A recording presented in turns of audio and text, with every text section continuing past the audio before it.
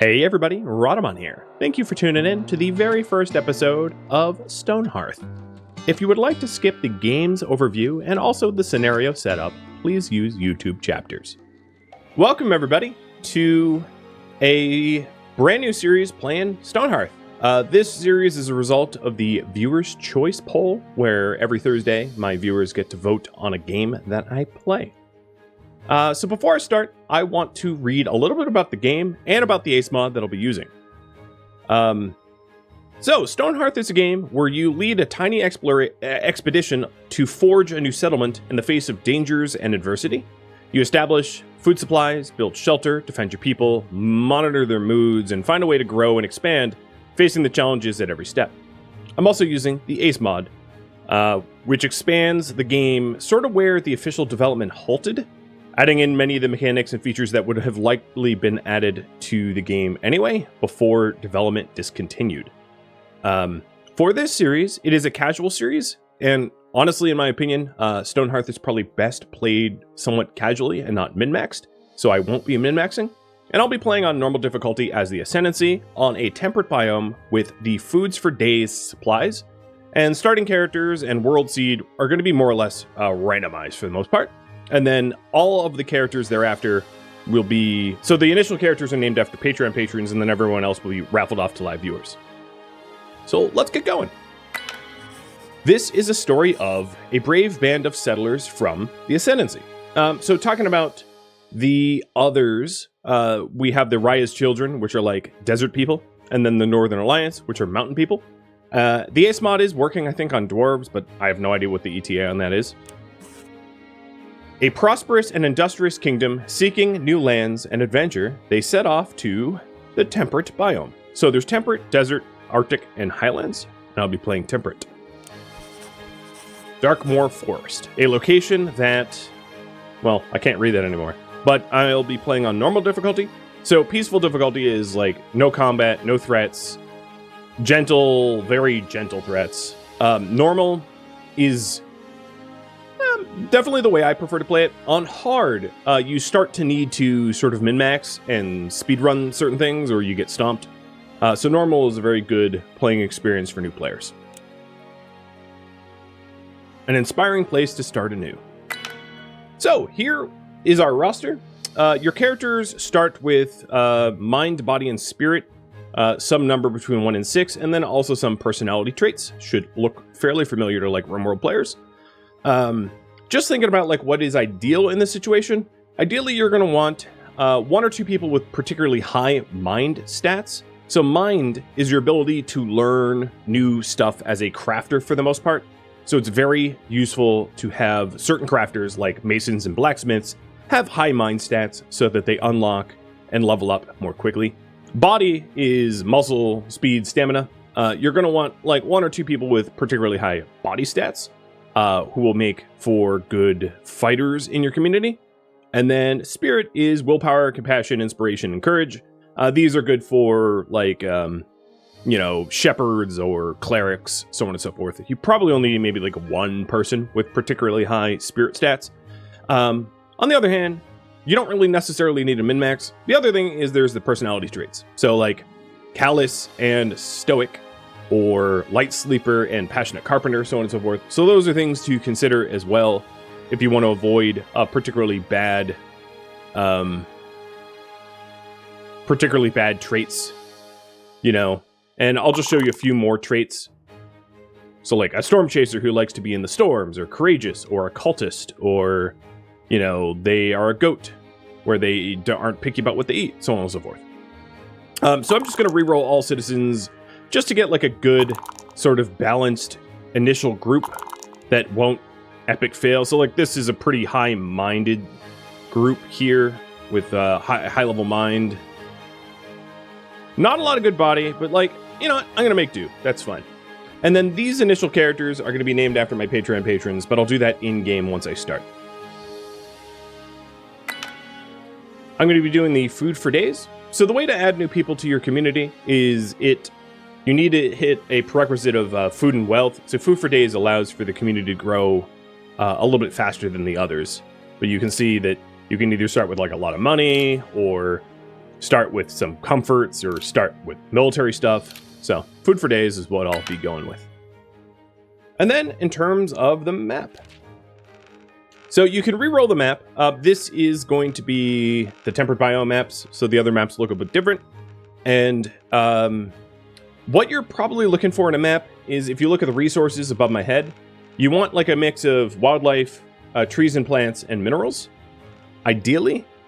And then also, because I'm using the Ace mod, to be near a source of water would be pretty good as well. So if, yeah, I mean, this is a really cool bottleneck. It's not that close to water. What I'm just trying to do is I'm trying to find like something that would be interesting for me to play in terms of the map's settlement location. And the bright square that you see there is just like sort of what is locally accessible, but you can expand beyond this square. You don't necessarily need to stay within whatever is highlighted.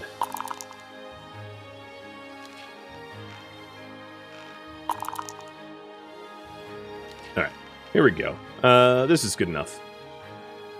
I will settle somewhere around there. That'll work. A little water, a little mountains, a little forests.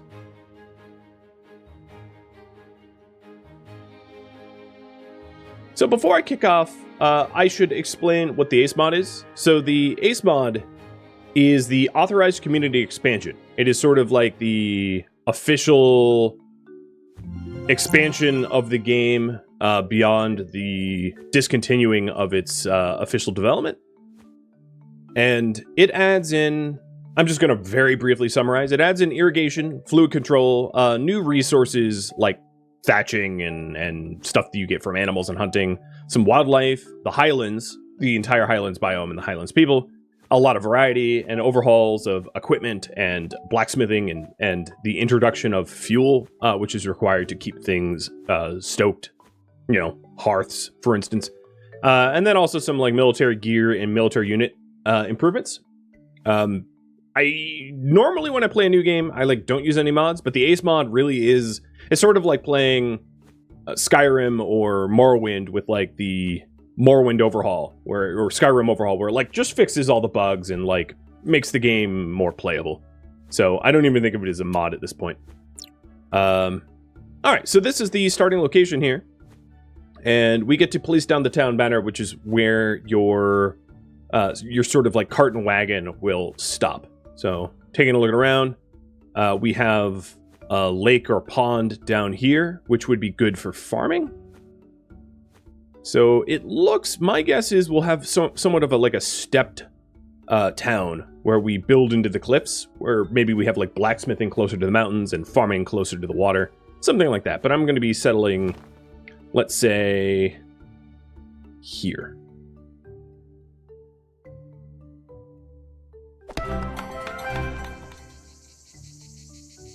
So right at the start, I'm going to explain just a little bit of the game mechanics. So in terms of the UI, the first button is the town info, which will give you a little bit of information. So we are Expedition 130. We have 5 workers, 0 crafters, 0 fighters. Town morale is content. What our net worth is in terms of inventory building, agriculture, etc. You gain new people through expanding your wealth and your food. So the town overview is a good way to see that. Where we store things, what is in our inventory. A journal, and the journal will sort of track people's like moods and their feelings about your settlement. And then any bonuses that you have, and there will be a bonus opportunity pretty early on of what kind of community we're going to settle, whether it's like a farming one, a mining one, or a trade one. All with their own levels of benefits. So we'll have that option soon. The next button is building. So I think it's pretty important to explain the building mechanics, because I'm going to have you guys decide a lot about how I build. But much like Going Medieval, this game is a lot like Going Medieval in that way. Much like Going Medieval, it's a voxel builder game. So you can template houses in like this, where you build the entire house from a template, or you can build it custom, where you lay it out the way you want piece by piece. Some of the advantage of like custom buildings is you can design your entire community to have the same sort of aesthetic. Granted, the templates here all share the same aesthetic, and to be very custom tailored towards your needs. However, custom building can be a little buggy at times where things don't just work out quite right. And also it takes a very long time. So if you want me to do a lot of custom buildings, I'm not going to be able to show a lot of gameplay. If you want me to do a lot of templated buildings, I will be able to make them a lot faster. So there's some pros and cons for how I build. Now, the default template buildings, of course, are very, very useful for like throwing in a dining hall or shared sleeping quarters or whatever. But in terms of defenses, defensive walls and the like, that's always going to be custom. So if we build like stone walls to enclose our town, there is no templates for that. The next screen is how you place items. You can either place items from your inventory, or you can inform your people to craft the item first and then place it. This option opens up as we play, so I'll show that again. And then you can build ladders to gain access to different Z levels. This includes also mining shafts downwards. There's a little bit of a disadvantage building ladders really early on, because often what will happen is enemies will spawn sort of above or below you but not have access to you. So if you build your ladders really early on before you're ready for that, they can attack you. Digging wells to gain access to water. Setting up fencing and pastures. Moving items, uninstalling items, and canceling the placements. And then the next screen is harvest. So there's harvest or gather, which gathers trees, plants, and stones. And then there's the gather and replant. So if you want to clear trees to be able to build, you want to use gather and then chop up their stumps. But if you want to replant them, which is more useful later on, so you're not clear cut the entire forest, you use gather and replant. Then you can also forage for things like berries, mushrooms, flowers, etc., herbalism stuff. Then a huge part of the gameplay here is also mining tunnels.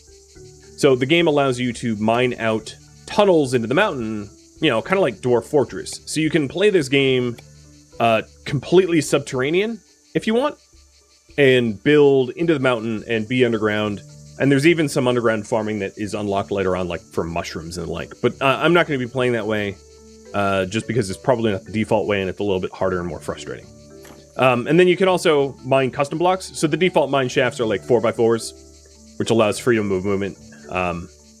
But you can also, if you want to build like steps, you can mine out steps, where you have a stepped tiered system through mining and the like. So that is also a possibility. Then you have zoning. Zoning is pretty straightforward. We have zoning for stockpiles, zoning for food, zoning for trapping, and zoning for animal pastures. And these get unlocked as I get a farmer, a trapper, and a shepherd. And then the stockpiles, there's also storage containers that you get, like boxes, crates, etc. But the general stockpile is something you're obviously going to use early on until you have access to more crafting for organization. As far as the crafting goes, the crafting tree is relatively interesting. The way it works is that you have it's sort of an unlock tree. So if you, for instance, wanted a cleric, you would first need that person to become an herbalist and level up a little bit in herbalism to be able to become a cleric.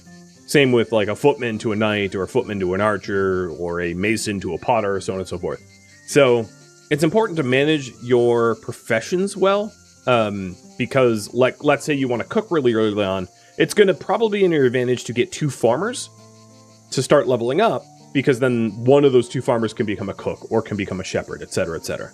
And then also, if we wanted like a blacksmith, for instance, the tool for a blacksmith is crafted by a mason. Well, okay, if we want a mason chisel, the tool is crafted by a carpenter. So there's a little bit of like a hidden tree to be able to unlock stuff. So it's important to know about that for professions. But here are all the professions in the game. And then you have the military, and I don't have any troops right now, so that's kind of hard to show.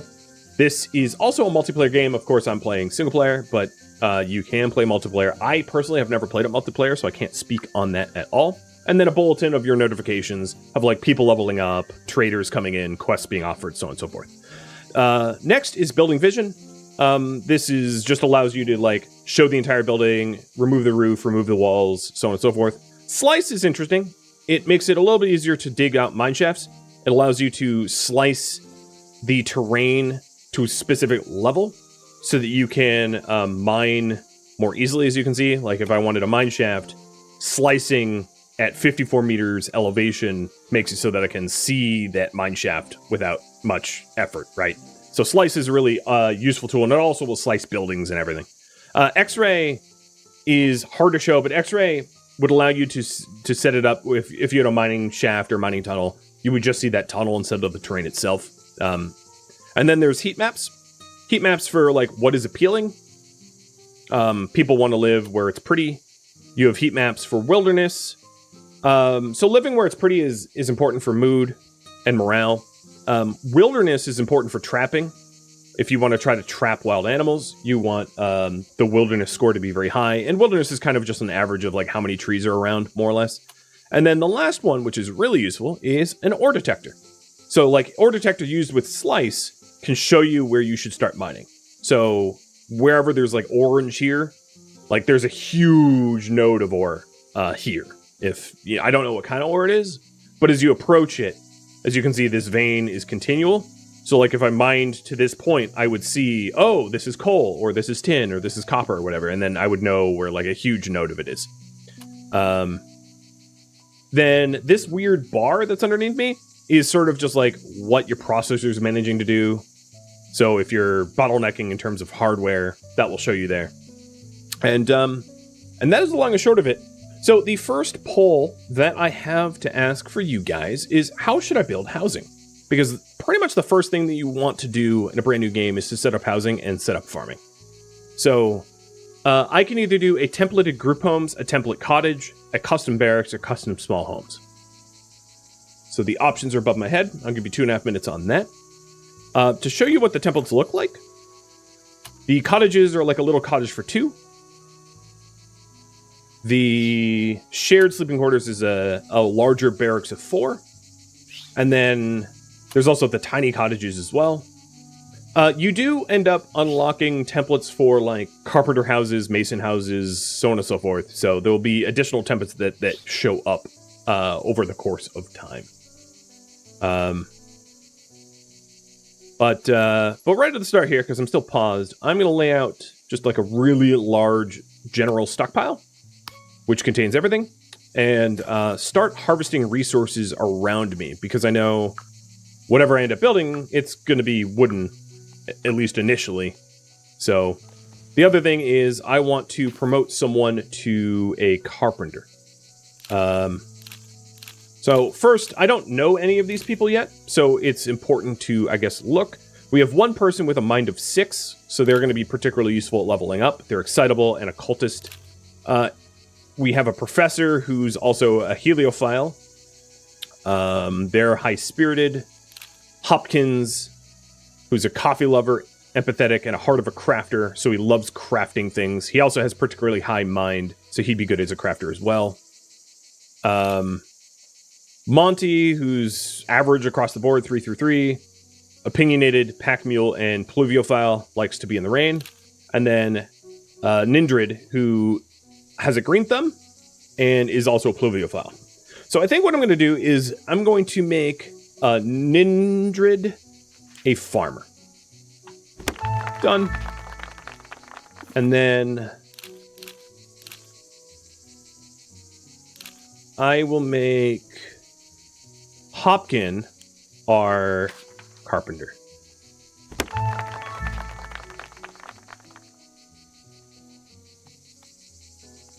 So the idea that I had in terms of farming, there's different types of crops that you can plant.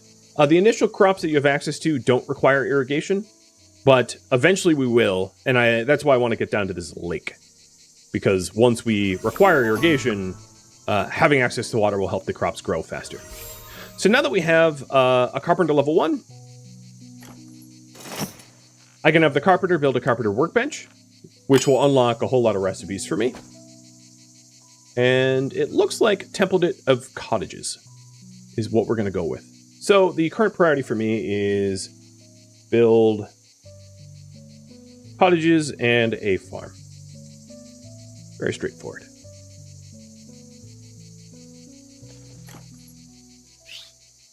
So I'll do some cottages for 2. And I think I'm going to have them sort of like lined up here. So I'm going to want to cut down some additional trees. Because one of the reasons why I think this game is probably best enjoyed casually is that technically speaking, you can just sort of like throw all of the crafting stuff outside and have people like subjected to hostile weather and everything. Or you can work towards building like a really cute town and to pour love and care into it. But of course, that wouldn't be min-maxed or meta. That's just, but I think that's probably the best way to enjoy this game, is to not just like make big, generic, ugly buildings that serve their purpose and then call it a day. So I'm going to actively try to avoid that. So put a cottage for 2 here.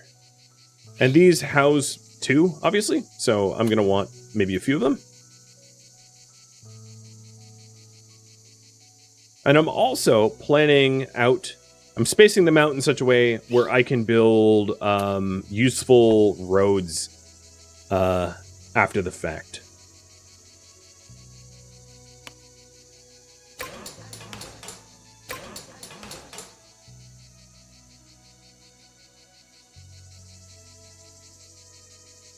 And then one more.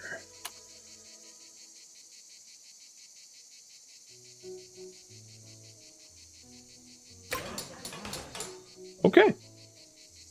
Ascendancy style. Coffee, need more coffee? Cheers. Laura, Tyler, and Maury, thank you for the resubs, by the way. Cheers. So that's enough to house 6 people. We only have a population of 5 at the moment, so should be sufficient to keep people in homes. And now that I have the carpenter workbench built, I'm going to just drop that down right next to my stockpile. And then also let's put down the porridge pot, or the stew pot.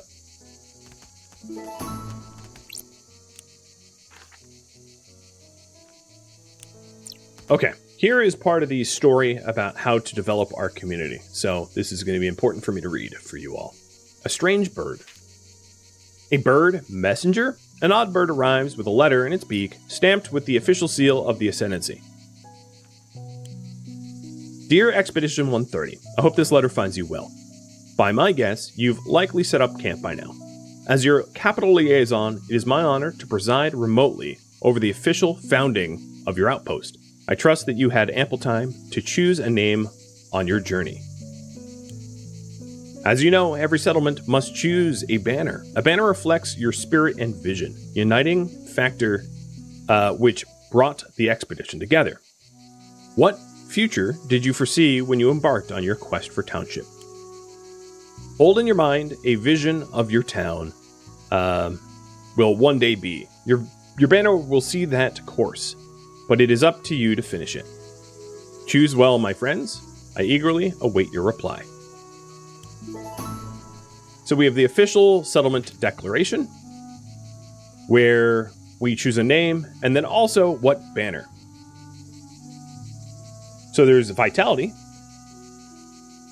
A town of vitality will produce more wood, produce more plants and crops, because they will grow faster, and they will be more appealing, and we'll have an herb seed bag merchant. A banner of strength gives more mining for ore, stone, and clay. They don't mind cramped spaces, and it gives an ore and fuel merchant. A banner of cunning gives you a bonus to roads, so that you're twice as fast on roads. Your items sell for more, and merchants bring more items, and they will visit more frequently, and gives you gold and trophy merchant. So we have to decide whether we're going with vitality, strength, or cunning. Choice is yours.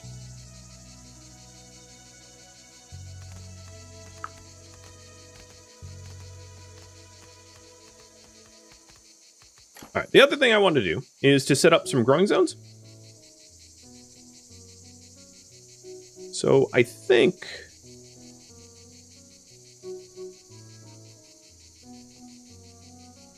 I'm going to put some farms in here. And they're just going to be... Let's do 9x9s. We'll do turnips and carrots. Very basic.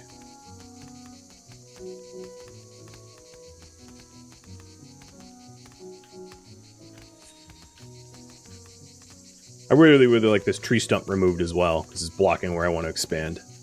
That's okay.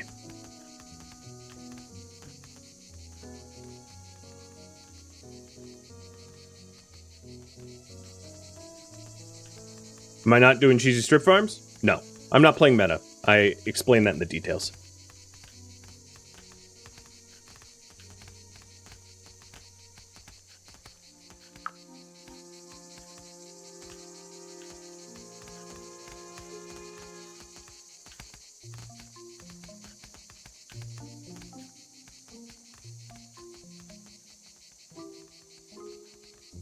So today, we started off in summer.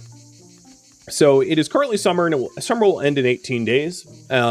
What's going to be important to do in the summer is to get as much food from the farms as much as we can, and expand our professions probably as fast as we can, while making sure that the needs of our people are met.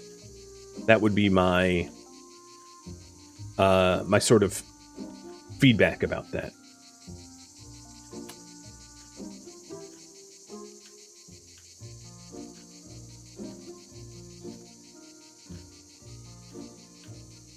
So for these buildings, let's put down the carpenter workbench. Well, carpenter will eventually get around to it. So what I'm going to do is I'm going to make sure that my carpenter does not do anything besides carpentry. AKA, do not help build the cottages, because I need a lot of carpentry done. So each one of these cottages that I queued to build up requires beds, lanterns, desks, chairs, windows, doors, etc. And the carpenter needs to actually craft all that stuff.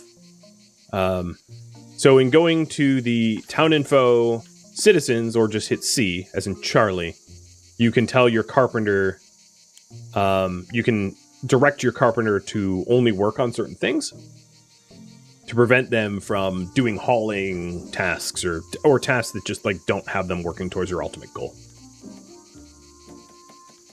So now we have the generic builders.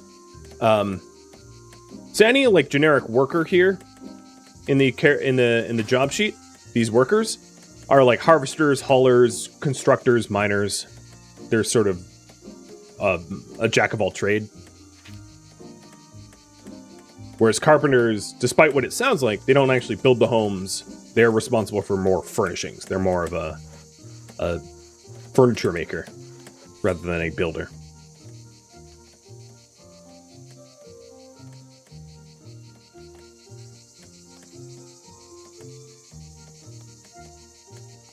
You can start to see these structures coming together, which is really nice. And now with the carpenter workbench down, the carpenter, if we take a look at their work queue, is working on it. So here's the way to analyze it. Every recipe has, the items will have a peel and a goal value and how much crafting time is required, as well as other requirements. Certain level requirements or where they have to do the work. So if I want an archer's bow, for instance, I need to have a level 3 carpenter, and they need to work on the carpenter's tool bench. So there is a list of requirements. So just because you see all of the recipes doesn't actually mean that you are able to craft all of them. So some of the recipes, like these wooden wall-mounted lanterns, I am not high enough level to make them, which means that the cottages here won't be able to be finished until those wall-mounted lanterns are built. I'm not really worried about that because my carpenter will probably level up, making all the other furniture that is required in the meantime. And then in terms of the production queue, you can drag them around to reorder them if you want. And then you can right-click on them to cancel them. And all of the furniture that got queued up here got queued up from build jobs. But what you can also do is say, hey, I want my carpenter to make sure that I craft 10 beds. And you hit this craft button to craft it, or always have 10 beds in stock. And then you can hit that craft button. For carpenters, you know, it might not make sense to always make sure to have 10 beds in stock. That's kind of a lot. But for other jobs, like a cook, for instance, it's really useful to say, hey, make sure that you always have X amount of food in the stockpile. Okay, looks like we're going with the banner choice of Cunning, which is the trade and good roads. We are the Yodaville? The Cunning Yodaville. Proclamation of Outpost. By unanimous agreement, the citizens we declare Yodaville to be an outpost paving the roads to become a trade hub. And our little banner here will then change and become a trade banner, as well as the messenger bird doing the swiggity swooty.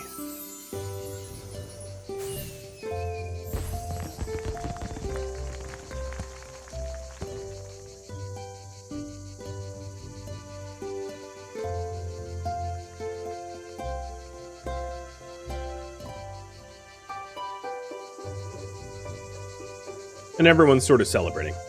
It's also a good point to probably show the journal. Oh, there's no... Well, there'll be journal entries tomorrow, I guess.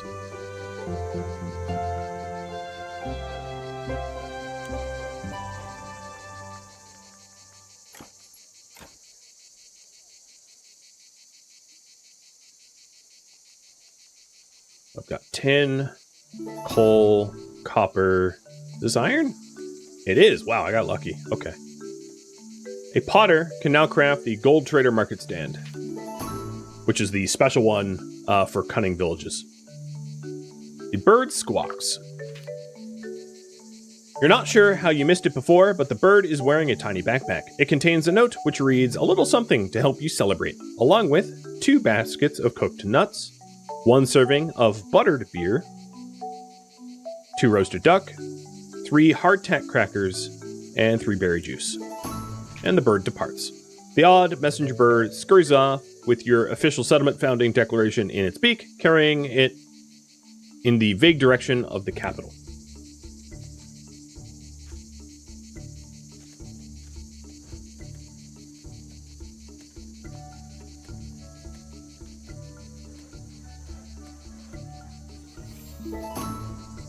Oh, and there it is, Hopkin Cooper. Cooper's a weird name for a carpenter.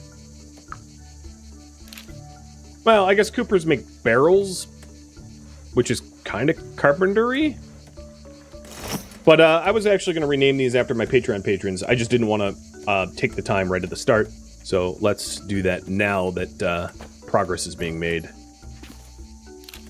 So I'm just going to go from the top down. You are Marauder.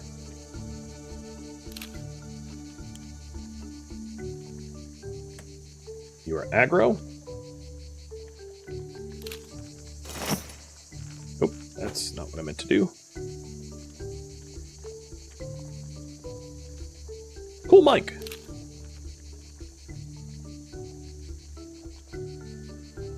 Cathanon. And Papa Glitch.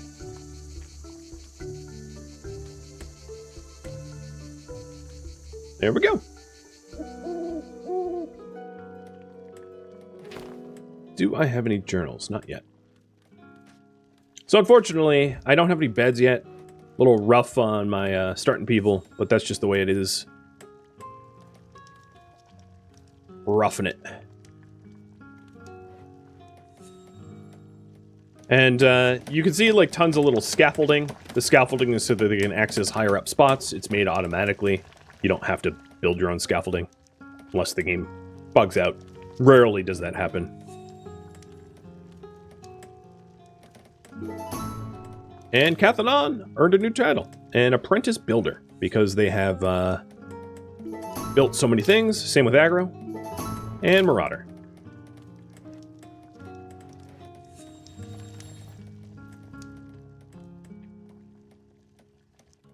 Now there are geographical landforms that are particularly strong if you're trying to min-max, where you can be in on a peninsula or in like a rift valley surrounded by mountains. that makes you very, very hard to attack. This is actually not particularly bad because of the steep cliffs.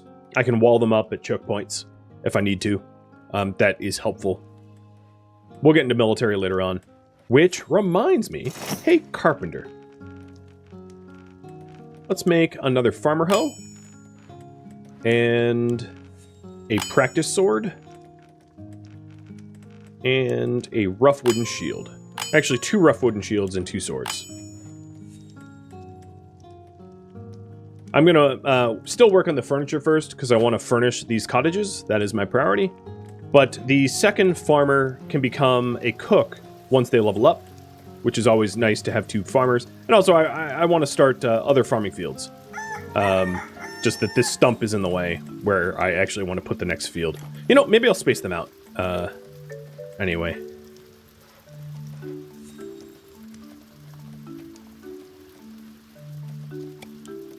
So we'll put carrots.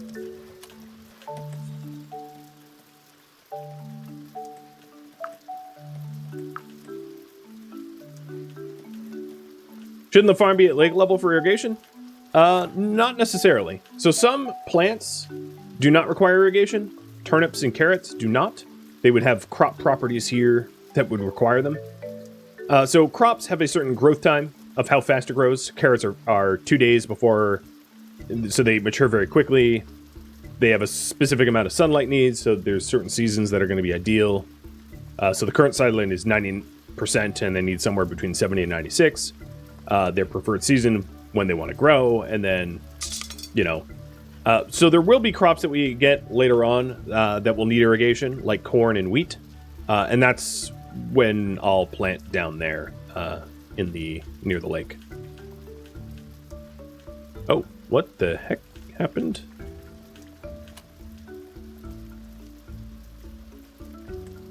Some building errors, but they'll just put scaffolding down.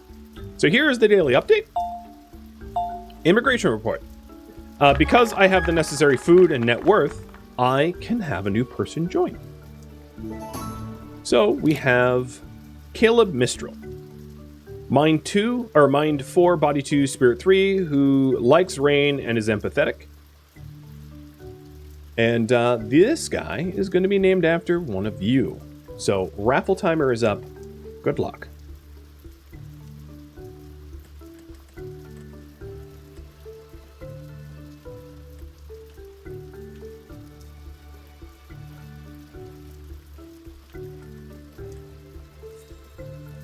Does it consume the food and gold? It does not, no. It's just the threshold. It's also maybe worth noting, just because you've unlocked the threshold doesn't necessarily mean that you should take advantage of it.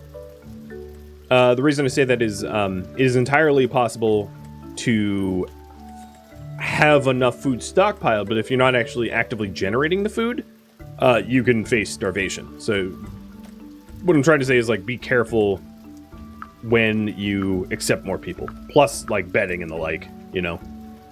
It's not always a good time to just, like, add people for the sake of it. You can definitely be penalized. Alright, I'm not going to worry about these building errors until the builders finish up with what they're currently working on. New title. Papa Glitch the Stumped, because you have chopped down 10 trees. So a huge part of this game is there's no... a lot of what you build is aesthetic. You could, for instance, just have like a very basic longhouse full of beds and like a roof, and it would be good enough. It just looks terrible, and it's probably not the way the game's really intended to be played. So we can have stockpiles out in the open here, and there's very little disadvantage to doing that. The only advantage to having like boxes and stuff is if you have boxes that are specific to the workshop. So, for instance, having wood stockpiled near your carpenter, or having stone near your mason, and then also the finished goods related to that, cutting down their travel time needs as much as possible. So that would be the real thing for the real reason to have like proper stockpiles, but not so much stockpiles as profession specific storage areas. Is there time manipulation? It's right there. Pause. 1 speed, 2 speed. There is also in the settings, you can unlock higher speeds, but the game's like, hey, if you do higher speeds, like, you're on your own, because it might not work. So you can use, you can unlock a high fast forward time if you want.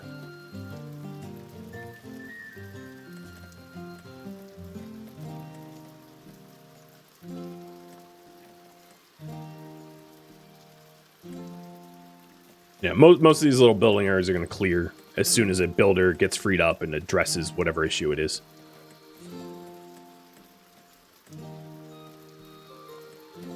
I wouldn't mind berry bushes, but I really want to chop down these trees because they're kind of in the way.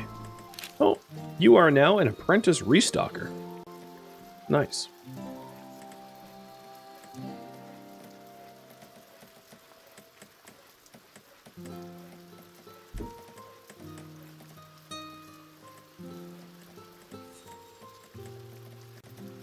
I don't believe there's breeding now. You get it through immigration. If you want your population to expand, that is.